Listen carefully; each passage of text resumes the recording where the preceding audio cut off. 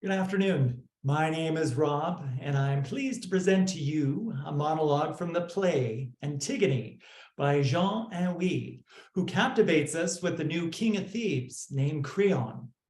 In this scene, Creon is speaking with his niece, Antigone, who has defied his order, forbidding the burial of her brother, who Creon considers a traitor.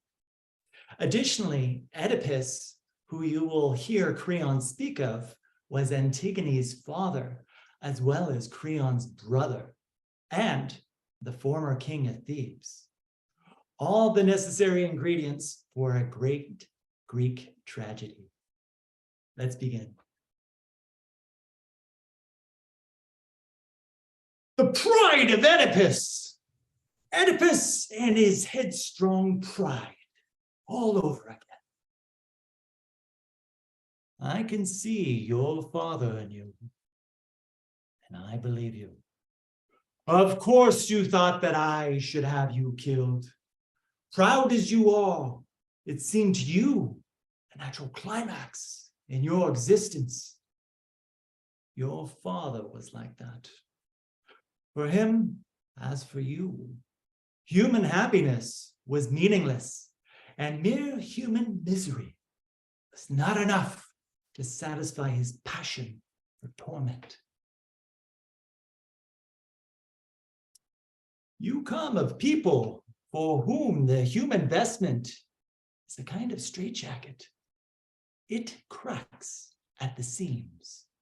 You spend your lives wriggling to get out of it.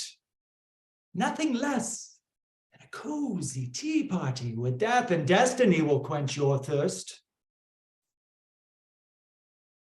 The happiest hour of your father's life came when he greedily listened to the story of how, unknown to himself, he had killed his own father and dishonored the bed of his own mother.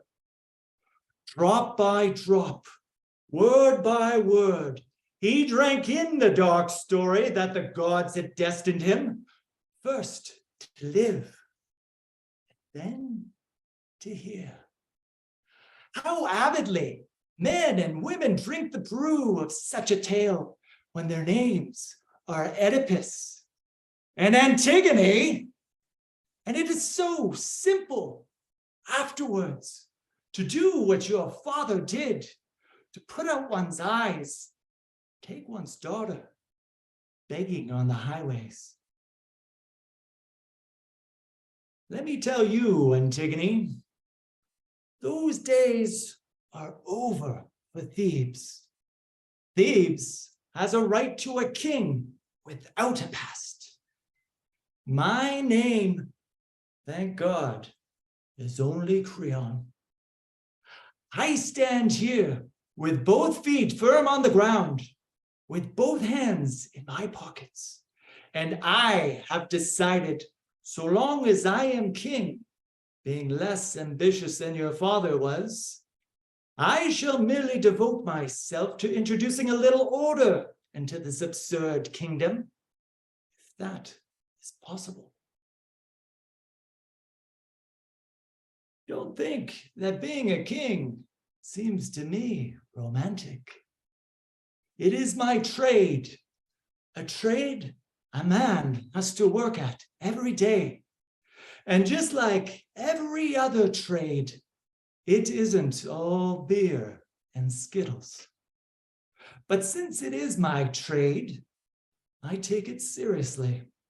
And if tomorrow some wild and bearded messenger walks in from some wild and distant valley, which is what happened to your dad, and tells me that he's not quite sure who my parents were, but thinks that my wife, Eurydice, is actually my mother, I shall ask him to do me the kindness to go back where he came from, and I shan't let a little matter like that persuade me to order my wife to take a blood test and the police to let me know whether my birth certificate was forged.